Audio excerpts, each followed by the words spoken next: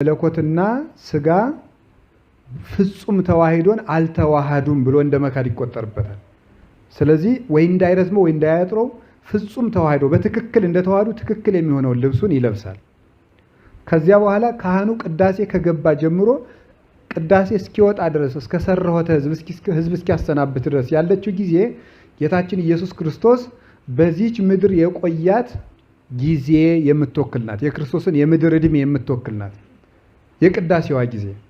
ካህኑ በዚያ ቅዳሴ ውስጥ ህዝቡን በረከት ይሰጣል፣ ያነጻል፣ ይቀድሳል።